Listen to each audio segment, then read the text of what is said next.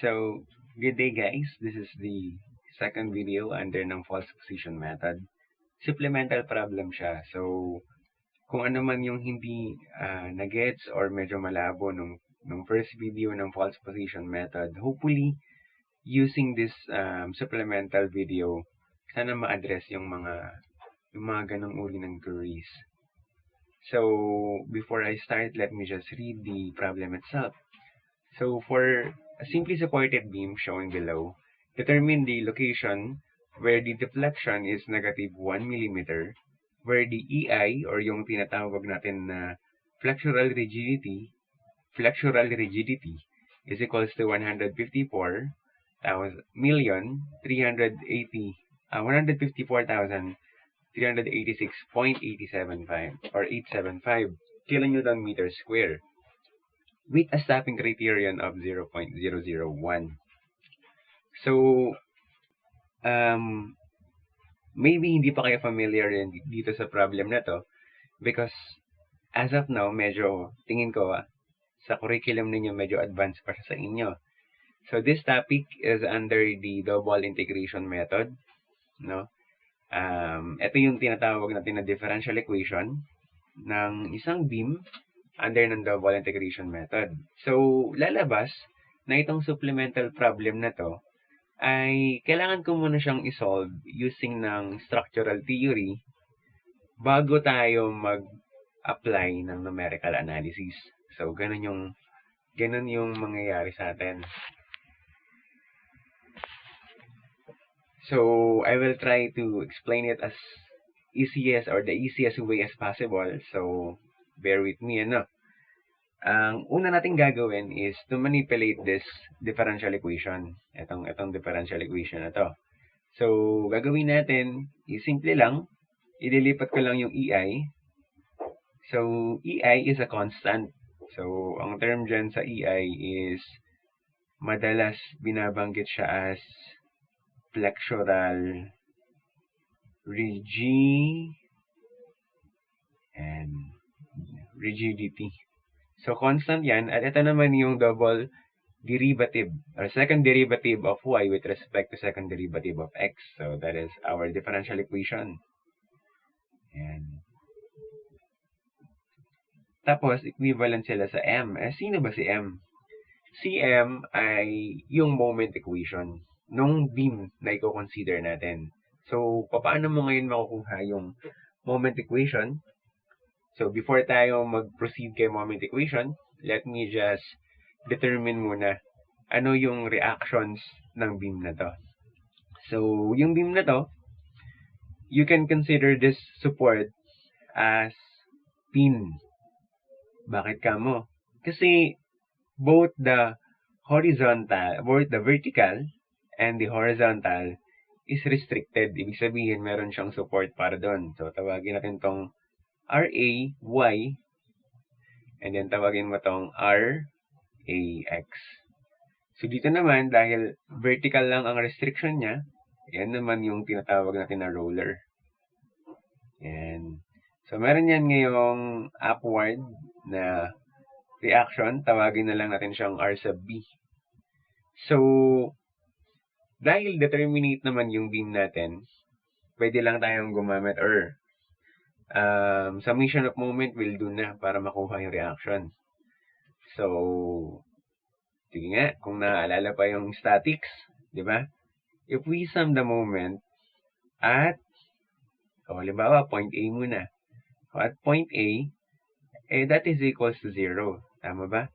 So, 0 is equivalent to pataas na RB, so positive RB, multiplied by lever arm natin, 9, minus pababa na 20 kilonewton. So, 20 kilonewton multiplied by the lever arm, 6. So, once na i-simplify natin, R sub B is equivalent to what? R sub B is equivalent to 40 over 3 kilonewton. So, that is the value of R sub B. O ngayon, kay point B naman tayo mag-moment. So, summation ng moment at point B is equivalent to 0. Therefore, 0 is equivalent to R sub A multiplied by 9 minus ng 20 kilonewton multiplied by 3. So, kapag sinimplify natin yan, our R sub A is equivalent to 20 all over 3 kilonewton, of course. So, yan na ngayon yung ating mga forces na meron tayo. So, pwede ko na palang, let me specify pala that this is R sub A sub Y. Yan. Sub Y. So, sino ngayon si moment dito sa equation na to? Sa moment equation na yan. So, depende kung saan tayo magka-consider. Pwede kong i-consider yung section na to, tapos titingin ako doon sa left part. So, tawagin ko siyang section 1-1. Pwede naman ako mag-consider dito, tawagin ko siyang 2/2 or 2-2.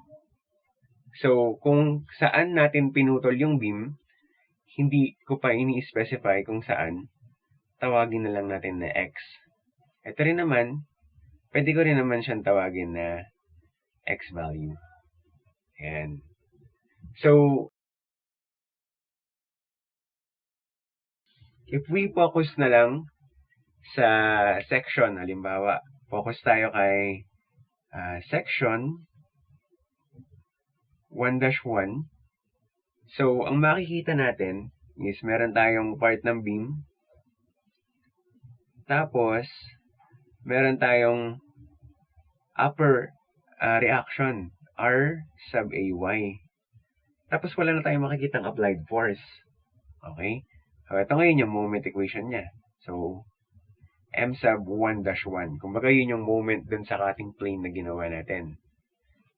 Kasi, para maging balance yung system, kung wala kang force na ipanglalaban kay RA, kailangan mo, or other than the force na madi-develop dito, meron tayong tinatawag dyan na shear force. Yun yung magiging pang-balance natin sa force. Other than that, meron kasing moment na ibibigay itong RA sa point na ito. Sa particular point na yan. So, yun ngayon yung moment M 1-1. At ano yung equation na yun? Okay?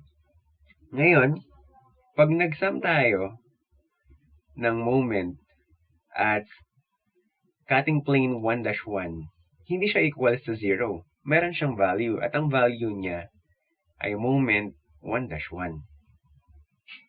Saan ba equal si moment 1-1? So, 1-1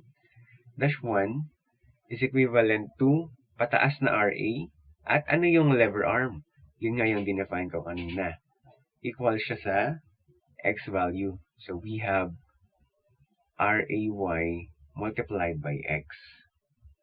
So, yun yung magiging equation. Or, kapag in-apply ko na yung value ni RAY, lalabas na ito ay 20 over 3 multiplied by X. So, once naman, i-consider natin yung section, itong section part na to, itong 2-2. So, once na i-consider naman natin yung section 2-2, so we have section 2-2. So, kapag dinrawing ko kung ano yung nakikita doon, meron tayong beam. Tapos, yung beam natin, meron siyang downward force dito na 20 kilonewton. Tapos, meron siyang upper force dito na RAY. Ang distance nito ay 6. Ang distance naman nito mula doon sa plane na yon ay X kasi hindi natin alam kung saan siya pinutol. So, may madi-develop dito na moment. Tatawagin natin siyang M 2-2. So, moment at 2-2 plane. So, paano mo makukuha yon? Kukuha ka lang ng summation of moment ulit. So, summation ng moment at 2-2. At 2-2 is equivalent to moment at 2 dash 2. Hindi 0. Meron siyang moment equivalent. So, kapag kinuha natin yung value ng moment na yun, so, m of 2 dash 2 is equivalent to ano? Yung mga nakikita mong forces multiplied by the lever arm. So, unahin ko kay RAY. So, kay RAY, ang gagawin natin ay positive dahil pataas siya. So, RAY multiplied by X. Minus, dahil pababa si 20 kN, that is 20 multiplied by, X minus 6. So, yan yung moment na mabubuo at 2 dash 2. So, meron na ngayon tayong dalawang moment equation. Meron tayong first moment equation natin is ito, m sub 1 dash 1. Tapos, second moment equation natin is m 2 dash 2 or sub 2 dash 2. So, the question is, sino sa kanila, sino sa kanila ang ipa-plug in natin sa moment na to or sa equation, sa differential equation na ito? The answer is yung pinaka-conservative. Anong ibig sabihin ng pinaka-conservative? Kung sino yung kino-consider yung lahat ng forces. Sino ba sa kanila? Si 1-1 or si 2-2?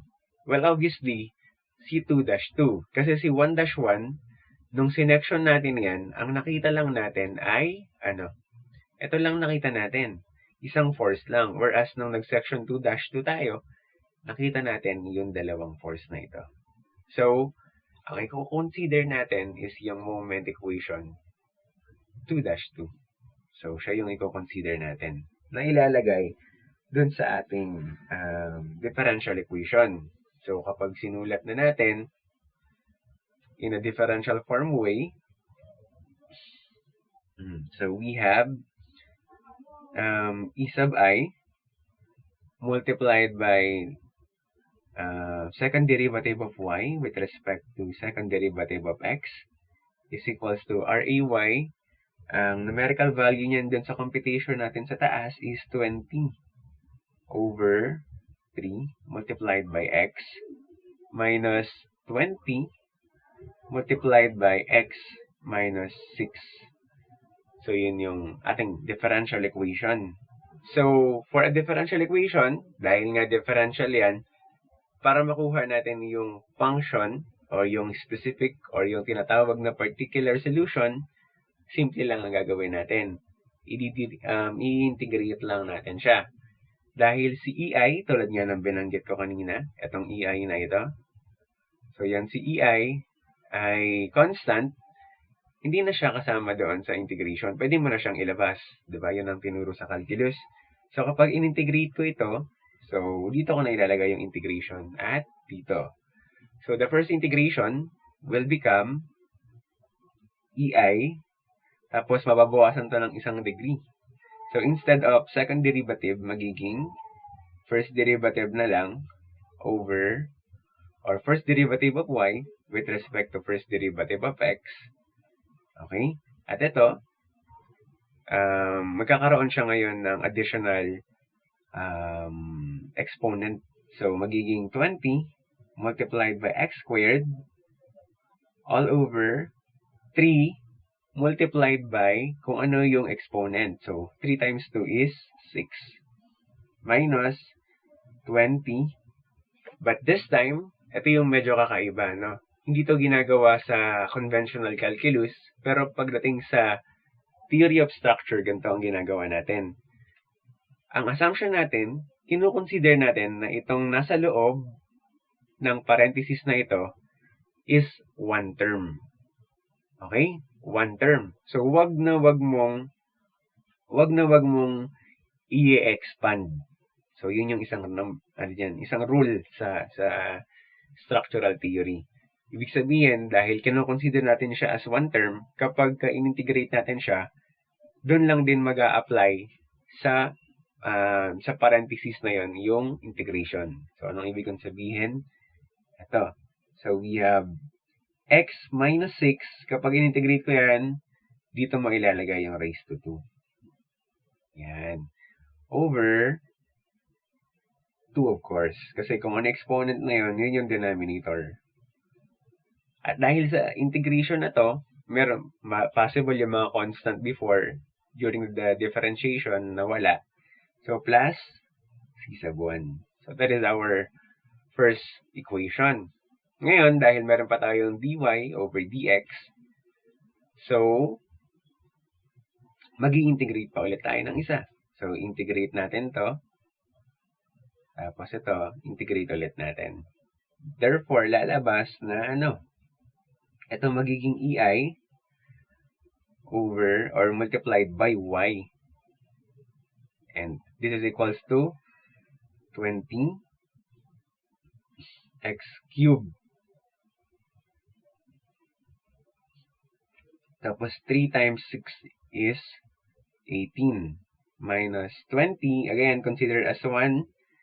So, x minus 6 over, so 3 times 2, we have 6. So, plus c sub 1 multiplied by x, tapos another constant of integration, c sub 2 naman. So, meron na ngayon tayong tinatawag na general solution. So, general equation ng isang function. So, identify muna natin, sino-sino ba si y at si x. So, balik ngayon tayo dun sa drawing sa taas. So, si y, para mas ma-identify mo siya, mas makilala mo siya, kailangan kong i-drawing yung isang uri ng curve. So, ito yung curve na yun. Yan. Ang tawag sa curve na to ay elastic curve.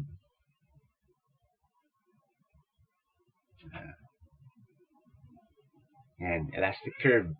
Ibig sabihin, once na ang isang beam nalagyan natin, nag-apply tayo ng load, nagkakaroon siya ng tinatawag na deflection. At yung deflection na yon ay nire-represent ng elastic curve na to.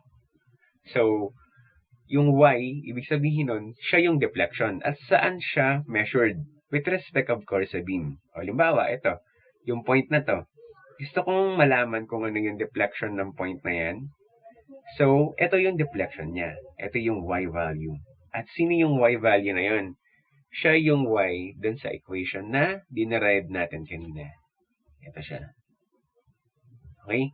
Tapos, paano naman si x? Si x is yung horizontal distance naman nito with respect dito. Dahil dyan din natin dinerive yung moment equation. Naalala nyo, di ba? Yan. Kung saan natin dinerive yung part na to. So, dahil with respect din dito yung x, so, yun yung basehan natin. So, dun sa differential equation or dun sa equation na nasa baba, siya ay function equation ng isang elastic curve. So, ito yung y, ito naman yung x. So, yun yung ibig sabihin ng equation na yun. Ngayon, meron tayong general equation. Para maging solvable yung ating problem, kailangan natin isolve yung mga constant of integration natin para maging particular yung situation natin, para makuha natin yung exact solution nung problem na sinosolve natin. Kasi kung hindi natin isosolve yung c sub 1 tsaka c sub 2, parang applicable sa kahit na anong problem na kamukha noon yung ating ginagawa. Pero kapag in-apply natin yung mga boundary para makuha yung c sub 1 tsaka c sub 2, doon natin, kumbaga, maire-represent, kumbaga, itong equation na to, saka lang niya, maire-represent yung problem na to. Itong problem na to nakikita ninyo, once na na-identify natin specifically kung sino si c sub 1 at c sub 2. So, paano natin gagawin yon? Mag-set ngayon tayo ng tinatawag na boundary conditions. Yung boundary conditions, of course, sabi ko nga sa inyo, para ma-represent ng equation, na ito, itong equation na ito, yung problem or yung beam problem na ito, itong beam problem na yan, kailangan natin kunin yung mga boundary conditions, of course, ng beam problem na ito. O ano-ano yung mga boundary conditions niya. So, ito yun. Pag mapapansin niyo sa point na to, support yan. So, ibig sabihin, hindi ka magkakaroon ng deflection sa support. Bakit ka mo? Kasi merong harang sa ilalim. Merong sumusuporta. Merong tukod. Kumbaga, may tulong. So, I can say, dahil dyan din naman measured yung value ng x, I can say na at that particular point, when x is equals to 0, the deflection is equals to 0. Tama ba? O yung curve, wala naman siyang y value dyan. So, that is our first boundary condition. So, i-rewrite ko na lang dun sa ilalim. So, for our boundary condition,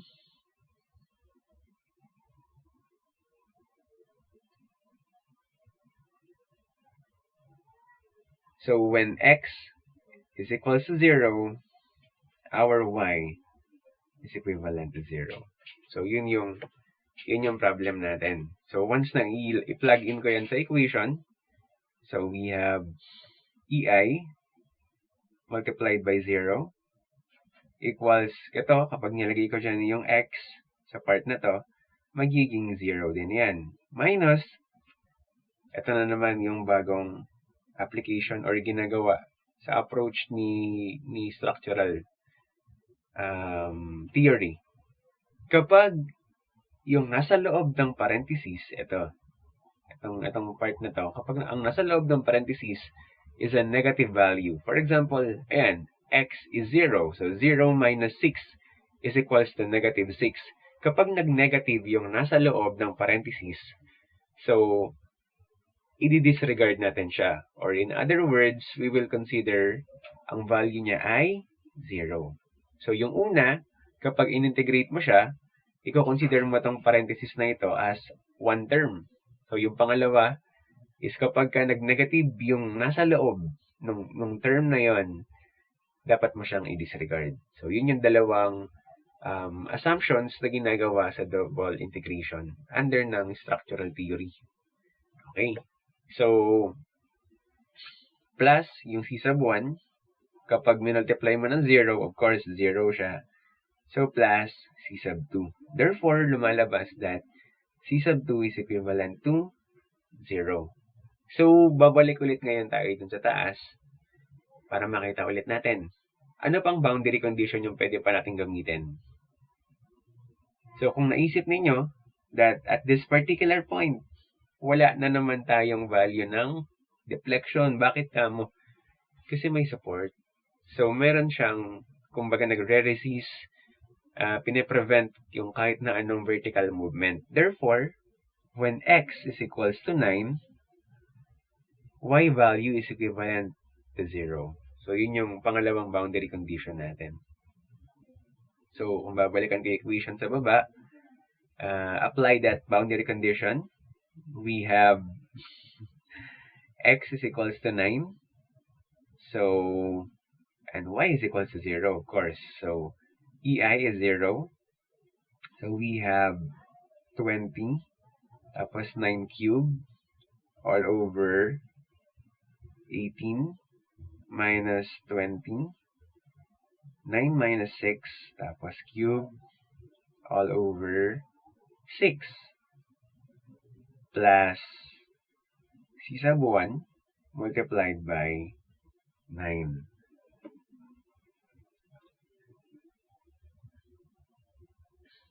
So,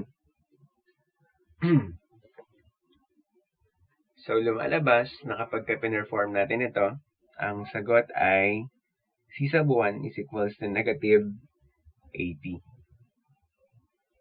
Therefore, our particular or specific solution is EI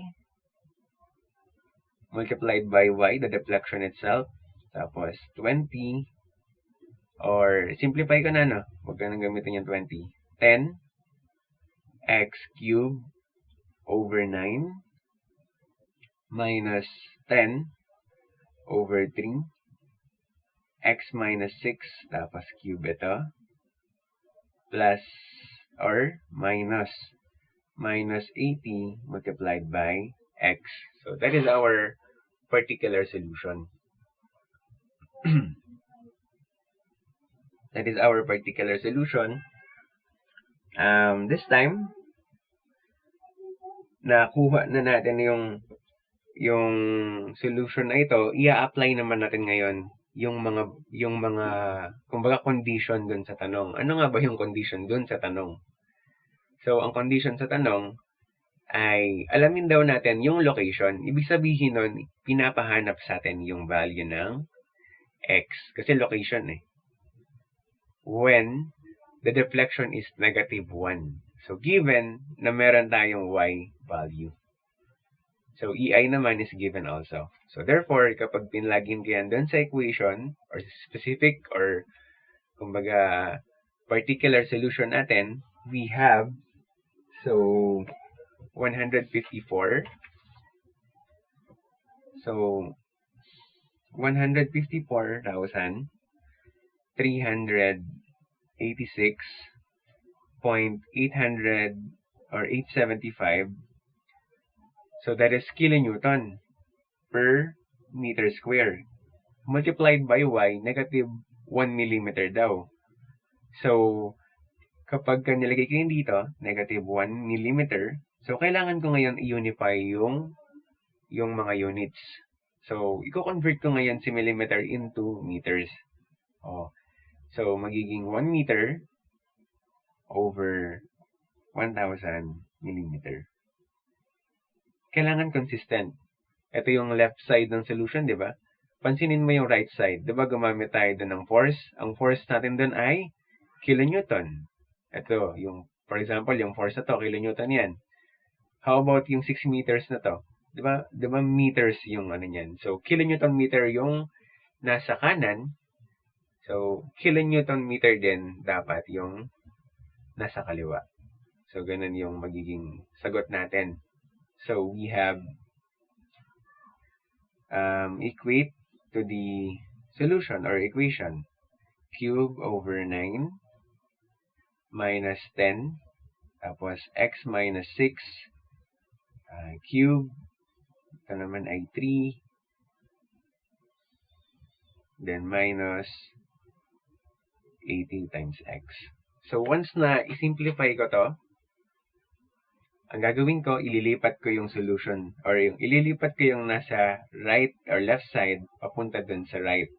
So, magiging equivalent saan? Of course, 0. 0 is equivalent to, meron tayong 10x cubed over 9 minus 10 x minus 6, then cube over 3 minus 80 multiplied by x. At dahil ito ay negative, pag nilipat sa kabila, positive, plus 154.386875. So, yan yung mangyayari. And kapag nakuha natin yung tamang value ng x, na yan, at kapag sinam natin yon, ito, 1, 2, 3, and 4 terms na to, at nag-equal sila sa 0, ibig sabihin, yung x value na yon satisfies this particular condition, na itong apat na term mag-equal sa 0. Therefore, dun papasok yung tinatawag natin na f of x. So, f of x is equals to this particular equation. Ito yung gagamitin natin. Okay? Kasi ang goal natin sa equation na to ay mag-equate to 0. Ganon din ang goal ni f of x. Dapat equal to 0. So, therefore, f of x is equal to 0.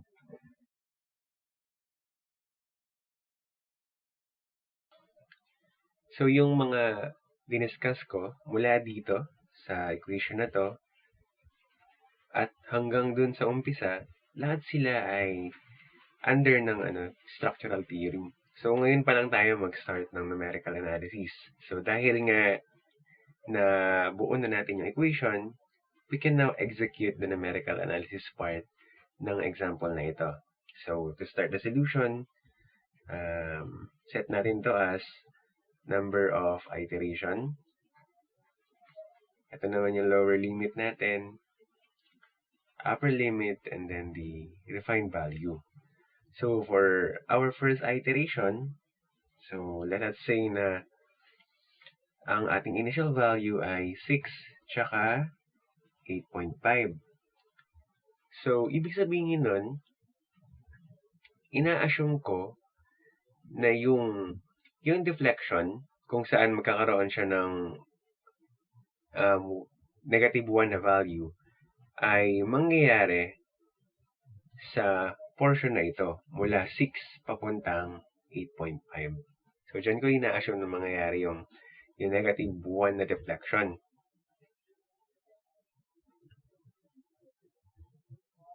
So, before ko i-proceed yung refined value, kunin muna natin yung equivalent nito pag nilagay doon sa loob ng function. Itong function na to. Para makita natin kung nagkakaroon ba ng changes ng sign. So, we have f of 6 is equals to 10. 6 cubed over 9 minus 10 over 3. Tapos 6 minus 6 cubed minus 80 multiplied by 6. Then plus 154, 386, 875. So, kapag pinerform natin yan sa calculator, ang lalabas na value ay negative 85,613. So, negative 85,613. So, pag nilagay ko naman yung 8.5, so 8.5, so 10, 8.5 cubed over 9 minus 10 over 3, and then 8.5 minus 6, tapos cube ito, minus 80 multiplied by 8.5 plus 154, 38,6, 875. So, dahil ito ay positive value, hindi mo siya ngayon i-disregard. So, once na i-perform natin yan sa calculator, so, lalabas yung value na 104.665. 665. So, dahil magkaiba ngayon yung sign nila, we can say na nasa pagitan ng 6 at ng 8.5 yung location ng x kung saan magkakaroon tayo ng deflection na negative 1. So, ganun yung mangyayari. So, therefore, dahil magkaiba ang sign, pwede ko na ngayon kunin yung refined value. So, based dun sa formula ng fixed or ng false position method, so yung lower limit daw, 6 multiplied by yung equivalent ng upper limit, so yung 104.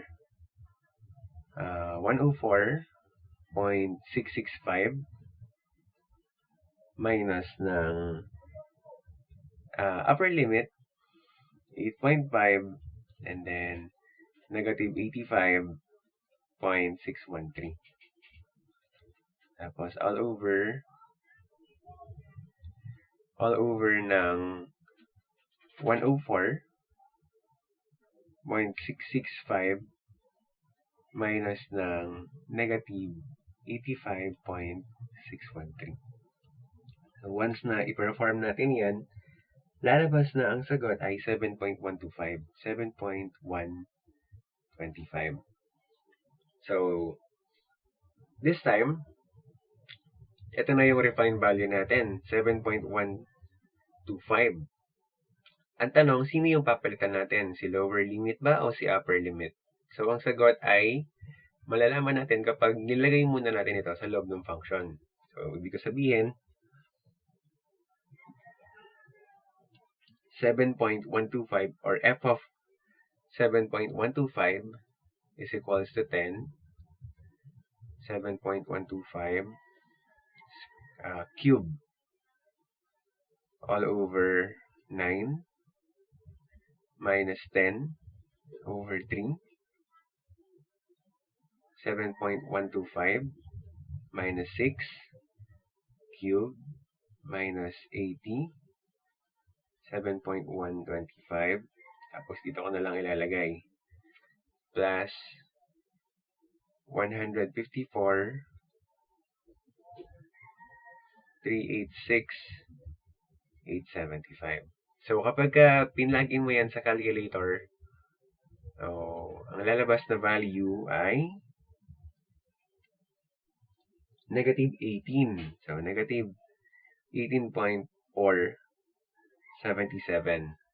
So, dahil negative sign siya, so, ang papalitan natin is yung root or yung limit na kapag nilagay mo sa loob ng equation, same sign. So, sino yun? Si 6. Papalitan natin yung 6. Bakit? Kasi kapag nilagay mo siya sa equation, negative 85 ang kakalabasan. So, siya ngayon yung papalitan ng 7125. Okay? So, for our next calculation sa ating second iteration, so we have second iteration. Our lower limit will become 7.125 and our upper limit will stay as 8.5. So, this time, pwede na natin kunin agad yung refined value. Kasi alam naman natin na magkaiba yung sign kapag nilagay sila sa equation. So, we have, again, lower limit, 7.125, multiplied ng value ng upper limit. Ang value ng upper limit ay 104,665 kapag nilagay sa function, minus upper limit, 8.5, multiplied ng negative 18.477. Tapos, lahat ito, divide all over 104,665 minus negative 18 or 18.477. So, kapag pinlagin mo yan sa equation, so lalabas na ito ay 7.331. So, ito yung ating refined value. Sino ulit ang papalitan sa dalawa? Ito ba? O ito? So, para malaman mo, ilagay mo muna ito sa equation para malaman mo yung sign. So, we have f of 7.331 is equals to 10 and 7.331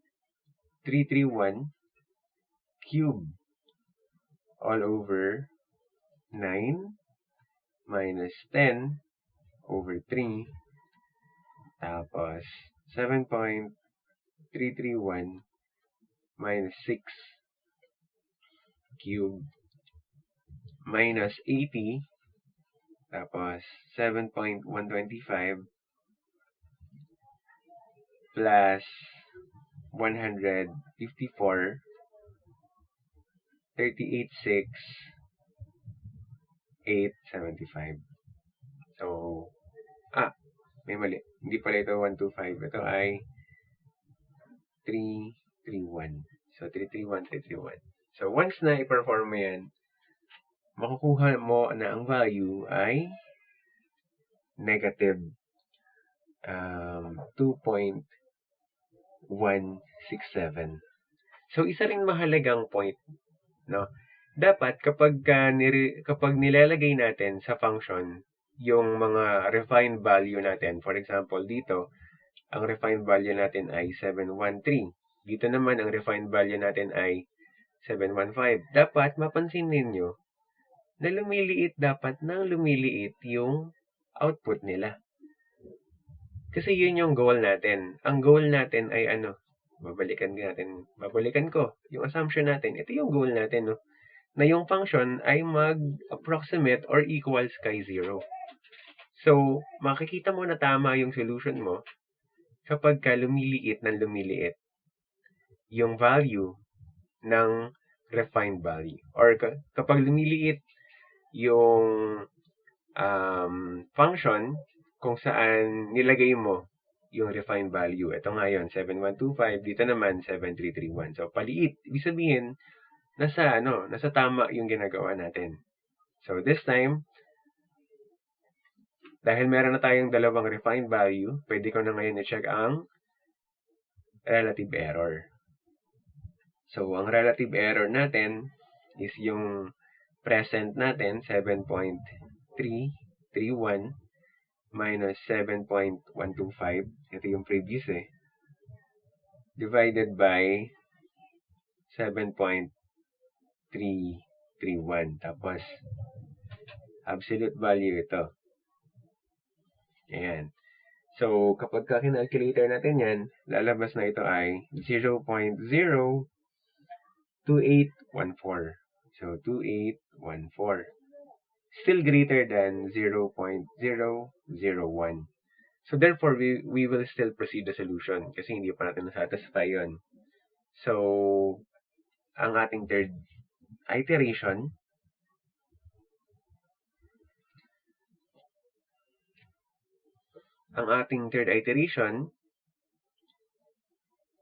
will become yung ating lower limit.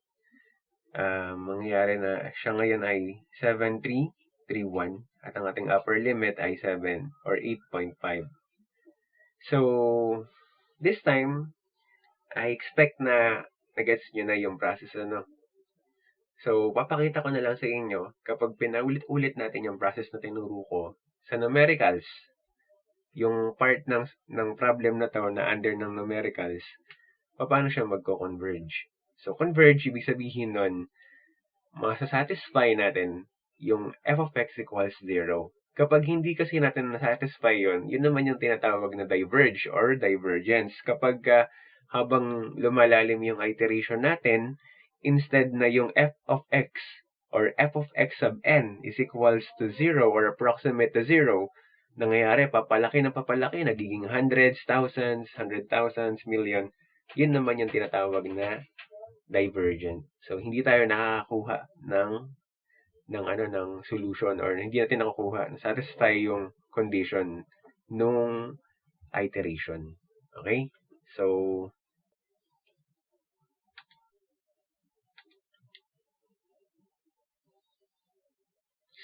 ayan, ito yung ating Excel solution. Makikita ninyo na 4 iteration lang ang kinailangan para masatisfy natin yung criterion. So, you will notice na it will only take 4 iterations para makuha yung root value na 7.357. Kasi, kaya huminto dahil nasatisfy na natin yung ating stopping criterion na 001. At i-highlight ko lang, mapapansin niyo, as I mentioned earlier, kung ang solution natin ay divergent or convergent rather, ibig sabihin nun, dapat papaliit ng papaliit yung value kapag sinasubstitute natin yung yung refined solution. So it means na nasa tama yung ginagawa natin. Kapag papalaki ng papalaki yan, ibig sabihin meron tayong possible na mali yung ating initial value. So, yun yung isa sa mga reason na yun. Or may mali tayo sa solution, somewhere in the solution. So, itong problem na to ay merong dalawang location. So, yung unang location, na-locate na natin kung saan yung deflection na magkakaroon ng 1 mm, negative 1 mm, ay mangyayari sa pagitan nito. Pero, meron pang isang scenario na kung saan yung deflection ay mangyayari naman sa pagitan na to.